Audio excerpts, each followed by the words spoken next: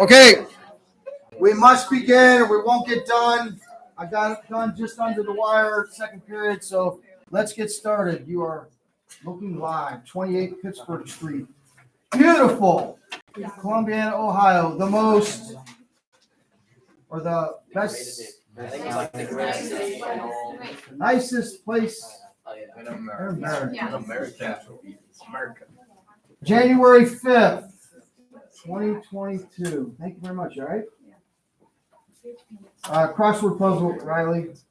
All right, here we go. Remember how this works. I'm going to call on you, and you're going to give me the answer to the crossword puzzle, but then it's not over there. I'll give you some follow-up questions to see, like, just like in Chapel, from context, why is that even on our crossword review? Who wants to go first? We'll start with a volunteer.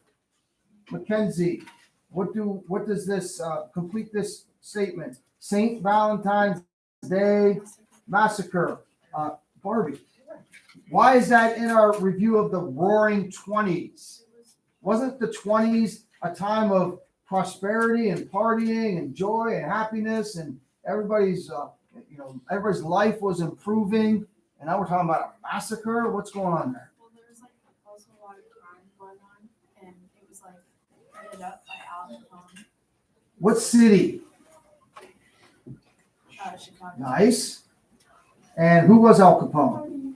He was one of the worst, the drug dealers. Okay, like today it might be more drugs, but back then, of course, it wasn't drugs. Yeah, it was like the alcohol. Right, because of prohibition, right? So Al Capone would be kind of like a gang leader or a leader of a cartel or something that was distributing drugs illegally. Back then it was alcohol, right? And he was, quote unquote, the biggest, most notorious, most powerful of those people that were running this illegal alcohol trade. And if you were in Chicago, there were other people also trying to make money off this black market, right? So they would have their gang, their family, their group that maybe they had control of a certain section of the state or the city, but Al Capone was like the big boss, and like it was almost a situation where like he might allow you to do your little operation, but if you step on his toes or you try to cut in on his action, well then you've got to be reminded that he's the boss. Well, on this particular day, he sent his hitman, because of course he would never do it himself. He sent his hitman to a warehouse where one of the rival gangs, mobster families, was operating, and caught him off guard because the people that came there were disguised as police officers. And if you were involved in organized crime back then, or any time, you're always ready for what to do if the police show up. You're always on guard for that. So, they probably didn't feel threatened because the police aren't going to come in and shoot you, right? But they're going to come in, maybe want to search something, ask you questions. So they come in, they're dressed as police officers, and then they gun them down. 7 of them, I believe. International star aviator. This guy became world famous for his flight. Yes, ma'am. Was Charles Lindbergh, nicknamed Lucky Lindbergh. We didn't get into the total details, but does anybody remember the name of his airplane? Yep. Very good. Spirit of St. Louis. Does anybody remember what cities he flew from and to?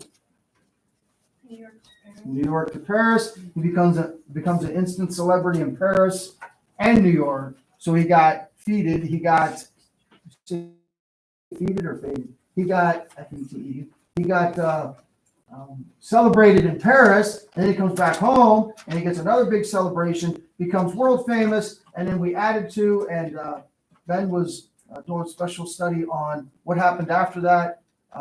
Sometimes when you're really famous, you become a big target. His kid was kidnapped, held for ransom. Kid ends up being killed anyway. And the rest of the story, not so great for Charles Lindbergh. Site of Renaissance of Black culture. In New York is split into several boroughs. They call them, That was your cue. Like boroughs in New York, like, can you name one? Brooklyn, Queen. Queens, Manhattan. Manhattan, Bronx.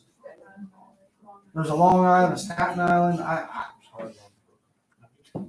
And then there's a smaller neighborhood. I'm pretty sure Bronx. A place called Harlem, and an institute was set up there to collect and commemorate the works, whether it be poetry or art or music, to have a place to preserve and collect and commemorate the influence of Black culture, because, the Civil War ended 60 years before this, but we know that that wasn't the end of discrimination and prejudice, right? So in an attempt to, try to make it so that we're recognizing all peoples, and really, if you think about it 100 years later, that kind of influence is really evident, especially in music in today's culture. I'm willing to bet that at least a big fraction of you listen to some type of music influenced by Black culture. True? This morning I don't like to get gas in the morning, but I had to stop and pumping my gas, and it's like blaring, and I'm expecting some young kid to get out of the car, because I don't know. You guys probably know who the artists are, but some hip hop music. It's like some middle-aged dude getting out of the car. Wow. Anyway, very prominent. The Harlem Renaissance, star of silent movies. If you're sitting at dinner, your uncle or grandpa or someone's around, they start talking about the old days. You're like, oh yeah, Grandpa, did you ever see a movie with Charlie? Yeah, Grandpa would be pretty old if he saw a movie with Charlie Chaplin, but there are people living today that have seen those silent movies with the great star Charlie Chaplin. Notorious mobster, we already said him, the most notorious mobster. Mackenzie even said where he had most of his power and rule was in Chicago. He was Al Capone. What was his nickname? Scarface. Why would I put Thursday and Tuesday? What is that? Am I looking for Wednesday? You trying to fit Wednesday in between there? No, it wouldn't fit. Why is Thursday and Tuesday on there? Okay, so we were looking for the descriptors of those days, Black Thursday and Black Tuesday. What's the background there? I need to get the full notes. I only did classes at the end. Okay.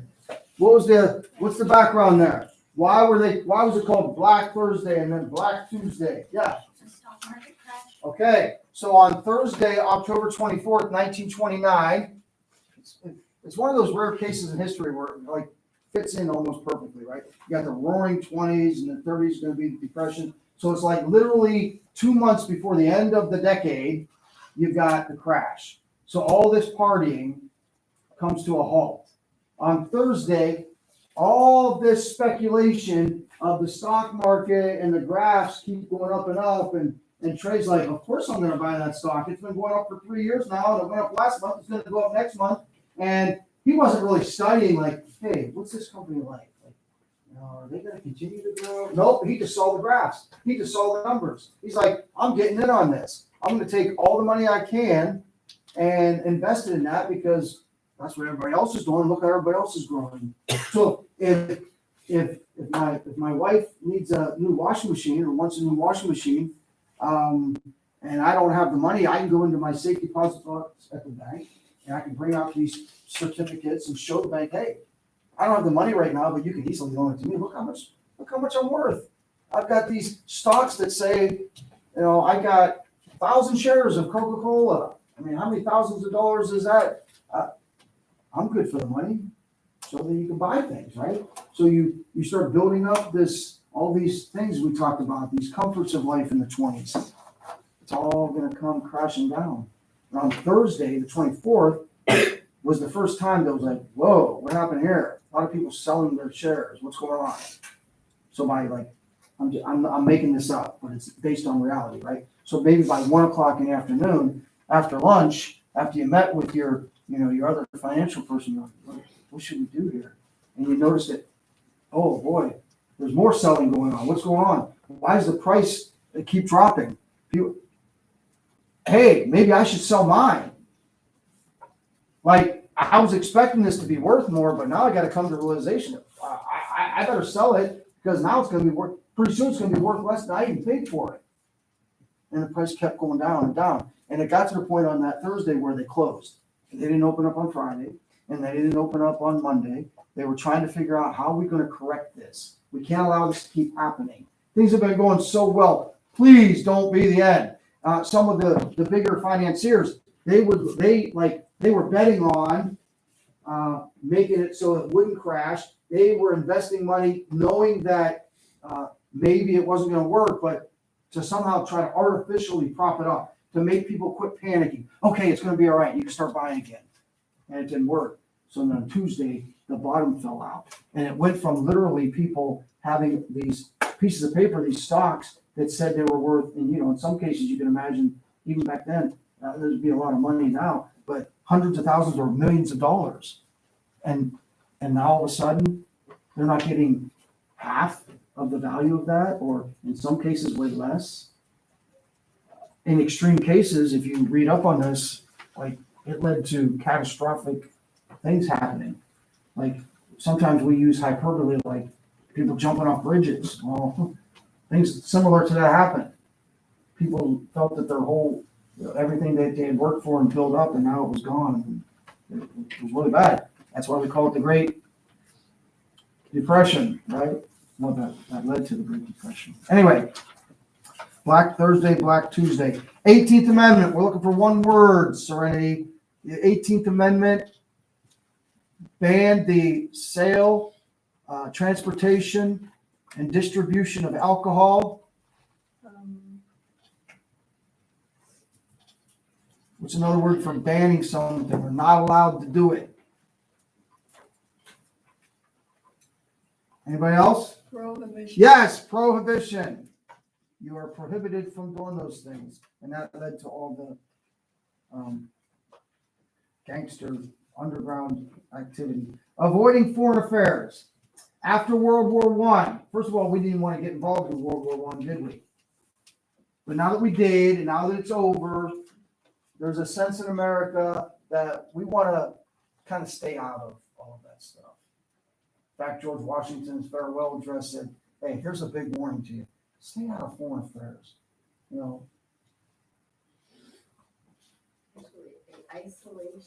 Isolationism. I'm sorry. Yeah, isolationism. Let's just concern ourselves with America. America first. Sound familiar? 100 years later. America first. Let's concentrate on how we're going to make America continue to prosper, not be involved in all the affairs over in Europe. Isolationism. I gotta get moving. I was going to talk about like that led to economic things like higher tariffs. It cut down on international trade. Is that a good thing? Isn't one of the offshoots of international trade, doesn't that lead to peace? You know what I'm saying? I think we talked about this before. If the more international trade there is, the more relations you have with these other countries, then you're more in tune and they're more in tune with you, and you've got already ongoing, communication and talks with this relationship that you have. And if you go into this isolation mode, sometimes then you would be cut off from that. Now it might sound good, but then if a crisis does rise up, you don't have those relationships. Does that make sense? So when people debate like how much should we be involved, like why are we in Afghanistan? So both parties and most Americans now say we shouldn't be involved in that anymore. 20 years ago it was like, yeah, we got to go over there, and now it's like, no, we got to get out of there. So we did. Different story how it happened, but most agreed that we got to stop being so involved in that. But then what are the consequences? Some people are like, whoa, time out. If we just totally take ourselves out of there, then what? 20 years down the road, what's going to happen? We don't have any influence there. Anyway, next. Young radical women.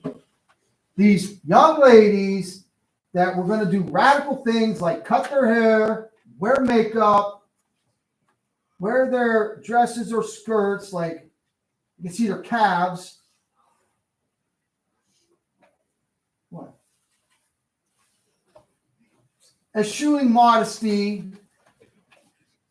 Now, did every young girl do it with this like sense of, I'm just gonna rebel against my daddy? Probably not, right? Sometimes you're just like, hey, that's the new fashion. But some of it was. Some of it was just radical rebellion. What do we call those young ladies there? Okay, flappers. The National Blank Act, 1924. What are we looking for there? In 1924, there was a steady and growing migration of people from southern and eastern Europe. Happened before that, but by 1924, people were saying, okay, we want to maintain our American culture. And it's always been that people that came to America assimilated themselves into America. We want to make sure that continues to happen. We have a distinct American culture here. It's been going really good. We've gone from a fledgling republic, trying to establish something that is historical, and look at us 160 years later, or 150 years later, and we're still like going strong. We're still growing. This is like historical. Democracies don't last this long. And this is 100 years ago. Now we're still here 100 years later. It's amazing. So we want to make sure we maintain this. So if people start coming in from all these other places, and what's their motive? Are they going to assimilate? Do they want to bring their way of life to us? We want to maintain what we have. We got to be careful. And another reason was some people would be like, hey, are they going to take our jobs? Some of it is xenophobic. What's that word mean? There's an element of xenophobia. Starts with an X. Anybody know what that means? Scared of like foreign people. Right. Fear of strangers, I think technically if you translate it. So there is an element of, I don't know, you're different than me. And if we're honest, we're all kind of like that a little bit, right? Like you go into a situation and people are different from you, you get a little uncomfortable. True? Can I tell you the story of my Niagara Falls trip? Have I told you that after 9/11? Yeah. And there was no reason other than, I'm like, they were speaking, they looked Middle Eastern, they were speaking, not English. And I'm here like, no, that's irrational. But then I got my wife and my kid in a stroller. Well, one was in the stroller, one was walking, but they're young. I'm like, you got to get in that elevator that takes you down to the Cave of Winds. Anybody been to Niagara Falls? And we're waiting in line, and these people, and I'm not blaming it on her because I was a little uncomfortable too. But I'm trying to be like, no, that's ridiculous. And my wife's like, because it was shortly after 9/11, and you know, it kind of, you hear this language, you don't understand it, and they look, you know, like the people you see on the TV that did what they did. And now I'm getting in this enclosed thing that's going underground with these people. And to be honest, even though, and again, in my mind, I was, you know, I'm telling her, but there was a little bit of like, oh, no. But, you know, we didn't get out of line and go into the, you know, we got onto the elevator. We're still here. But, you know, that you have to admit that does play a part, right? But then also what plays a part is, in order for a country, a nation, to maintain stability, there have to be laws about, you know, who comes in. We have to know who's coming in. For instance, you know, part of the, admittedly, for some people, part of the problem with the immigration today is, hey, they're xenophobic maybe, or they don't want, you know, for good or bad. They don't want our culture to change too much. But another part of it is, which we have to have a stable economy. How many people can come into the country? How many jobs are available in the country? Right? Every country has to have some immigration policy, or they would lose stability, right? So anyway, back to the answer, because now we're getting out of time. It's called the National Origins Act, and they had a formula actually. They had a mathematical formula, and what was the number they put on how many people they would allow from each nation to come into America a year based on how many people were already here? 2%. 2%. Like 2% growth from each, they figured that is a reasonable amount of growth to be able to maintain, again, stability, especially in the economy. But again, people coming and they're different. So we're a little fearful of what their intentions are, what their motives are. Are they going to take our jobs? And we talked about if you were Italian, one of the giveaways might be your name. So a lot of Italians, when they got to the processing center, they changed their name a little bit so they wouldn't be stigmatized by that. So, a lot of Italians, from the language, the last name ends with a vowel, but a lot of people change that. All right. Are we even halfway done? Jamin. Champion boxer. Who was that guy? It was the first person in America that there was an event going on and they collected $1 million total to watch this guy fight. Jack Dempsey. Yeah. His name was probably John because Jack is a nickname for John, right? I never really looked at that, but maybe you were so smart that you knew his actual name and we just called him Jack. Next, number 20, Bobby Jones' sport. We're highlighting the most famous. Why are we doing this? Because the 20s is the first time where we have this idea of American. No. Isolation. That's a good one, though. But American Idols, right? Like the show that's been on for like 20 years, I've never seen. But we have this idea of American Idol, like these people, oh, they're so great. So, and we go in mass audiences to go see them. It's not the traveling circus, because those used to be a big thing, or carnival, but now we're going and we're watching these people and we're kind of putting them up on pedestals, right? Well, Jack Dempsey and what was this? Bobby Jones. He was a great golfer. What was 12% in 1921? We talk about the 20s being booming and roaring and prosperous, but at the beginning, things were still a little rough. After World War I, all those men came home. The women were doing the factory jobs. Now what? The economy is going to have to settle because things have been turbulent, and now there's going to be a time of adjustment for the economy. So in the beginning of the 20s, 1921, this was at 12%. Unemployment, is that good or bad? 12%. 12% is kind of a low number, isn't it? Like, if you're 88% at the foul line, that means you only missed 12%. You're pretty good, right? Okay, so 12%, that's not bad, is it? No? You feel like it's bad? I'm sure 100%. 12%. 12% isn't good. It got worse, right? It got worse in the 30s. 12%, let's see how your math mind is. 12% as a fraction is about 1/8. Okay, so what's that look like? Well, if I look outside and I look at 8 houses, and every one out of every 8 house, the people in that house have no income. Okay, that changes the way you think about it a little bit, right? Like 1 every 8 houses, that family. This is the 20s. This is before the 30s, which we'll get into next week or 2 weeks, talking about like the Great Depression and how we tried to get out of that, and how the government started intervening and helping people and the welfare system. So this is the 20s before all that took place. If 1 out of every 8 houses, that family has no income, then that could start to be bad, right? Of course, I think I told you that it's not a joke, but it's an old saying. If it's not a depression, there's a minor setback in the economy called a recession, right? So a recession is when your neighbor's unemployed, and a depression is when you're unemployed, right?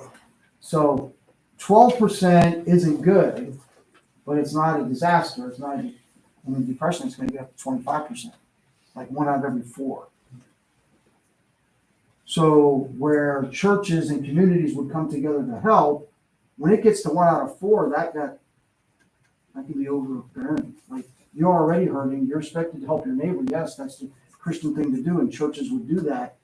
But it got to the point in the 30s where Americans said, okay, yeah, even though this is the land of the free and we don't like a whole lot of big government, but they agreed that had to happen. So FDR got elected not once, not twice, not 3 times, but none of that, 4 times. All right. Didn't I say I had to hurry up? We're even half done. I am not talking about it anymore. You're on your own. Ready? Evangelical movement. Fundamentalism. Yankee Slugger. Babe Ruth. Popular new music style of the 20s. Jazz. What was one of the most famous dances that came out of that jazz era? Charleston. Anybody ever do the Charleston? Do they do the Charleston at Generations? Really? Maybe you could teach me sometime. Is it a hard dance?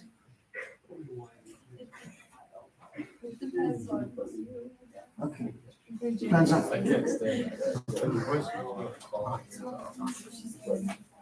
Number 30, Sacco and Vanzetti. Big deal. Headlines read, murder in Massachusetts.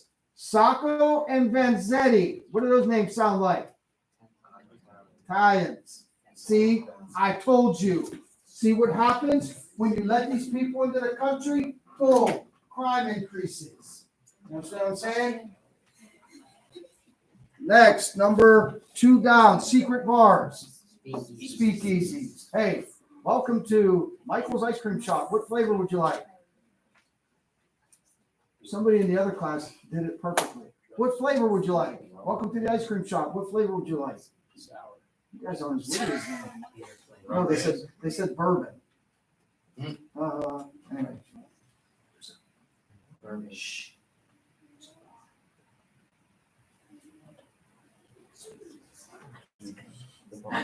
Small regular payments. How did people all of a sudden in the 20s, I mean, they had jobs, maybe their income was rising a little bit, but not to the point that they would be able to go from having like really nothing of comfort in the house to new furniture and radio and refrigerator and washing machine. I mean, that's a lot of new stuff all at one time that you were able to go out and buy. They were able to do it because they were buying it how? On credit. And payments called installments. We call them regular periodic payments, and usually it's once every month, right? Your parents, their mortgage payment, their car payment, their credit cards, the standard is those are once a month. Next, Galloping Ghost. You've heard of Babe Ruth before this week or last week. Some of you never heard of this guy. This was one of the most popular athletes in American history. And it was college sports, which were bigger in most cases than professional sports. He was the Galloping Ghost. Seth would go to tackle and be like, whoa, he was there a second ago, now he's gone, like disappeared. His name was Red Grange. And he became famous because he beat the most famous college football team, Notre Dame, and he like dominated them one game, became the big headline, and Red Grange. I mentioned second period that when I was talking about these sports figures and we don't really talk about sports too much because we're talking about all the political stuff and the history that goes along with that in America, but there's actually perhaps the greatest athlete of all time we've never even mentioned yet. I'll give you a chance to know who that is. Early 1900s, you could make a really good argument. This is the most amazing athlete of all time. Olympian, probably anything the guy did, he would have been championed that? Jim Thorpe. Anybody ever heard that name before? Yeah? I don't think so. Look him up sometime when you're bored. All right, next. KKK target. We know that after the Civil War, this group formed called the KKK that they wanted to, hey, they might have won the war, but we're still not changing our ways. Black people, you got to know your place. So this group formed to intimidate black people to know their place. Well, it died out, thankfully. 50 years later, it rose again. And now they're not just after the blacks, they're after the Jews. They're after these foreigners. And they're after one specific Christian group. So Catholics. Because what did I write on the board the other day? WASP, white, Anglo-Saxon Protestants. The idea that, and by the way, a lot of Italians are Catholic. I grew up the latter part of my childhood in Latonia, and there's a lot of vowels on the end of the last names. And Latonia, a very strong Catholic and Italian community. Nope. 1925 court case, 3 words right down the middle. We watched the video on it. It's the, wait, did you guys see the video? Okay. Scopes monkey trial. That was where evolution and teaching outside the biblical creation story remember the guy lost. He wasn't allowed to teach it anymore, right, Mr. Barbie? But in the court of public opinion, because people were listening on the radio and the newspapers had it, and Clarence Darrow was able to make the hero William James Bryan look not so smart. He was neither a theologian or a biologist, even though he was a great leader in the Christian community and well known throughout the country, a politician and strong Christian. And when Darrow was questioning him, like he didn't have the answers, like, well, I don't know enough about biology to answer, or he wasn't enough of a theologian to answer. So people are like, oh, maybe we aren't.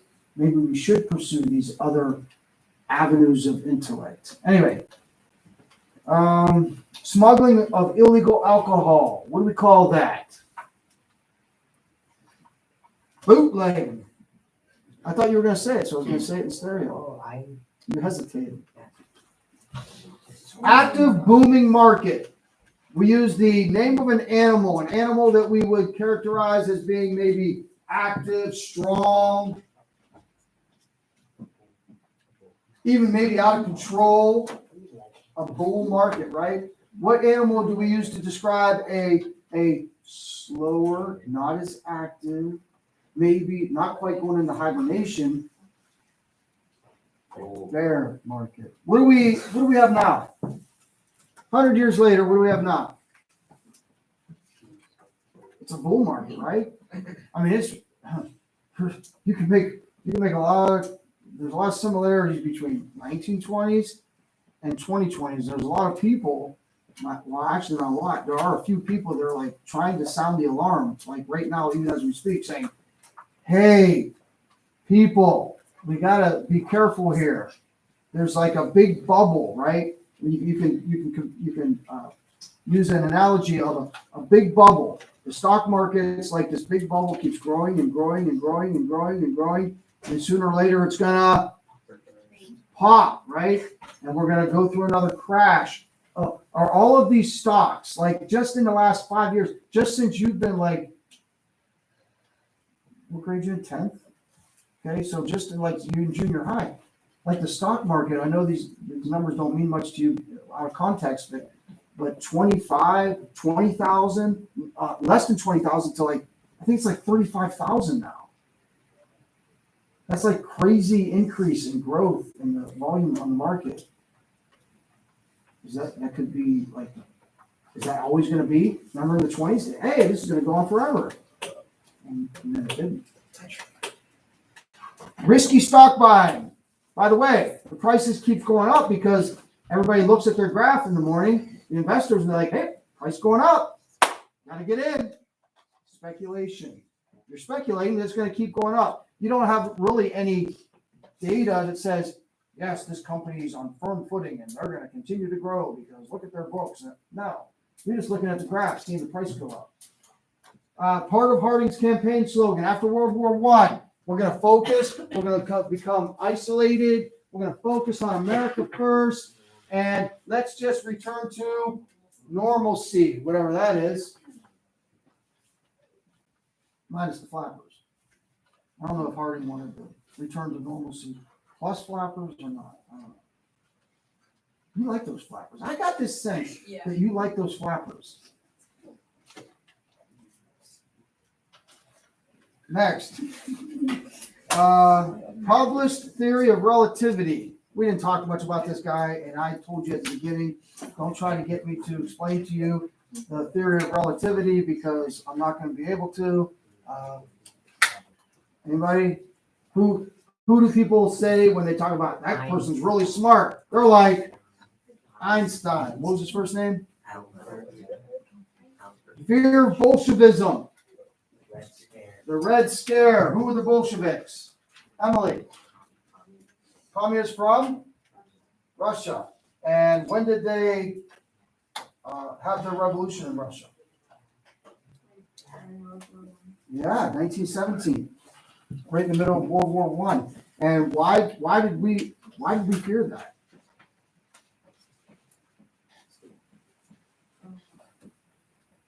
You know, Emily, come think of it. Why are we so afraid of communism, socialism? Are we just xenophobic? No, why are we afraid of Bolshevism? Because we didn't want it from America. Right, because we're the land of the free, liberty, freedom. Freedom. Think about from the time of the founding. Oh, wait!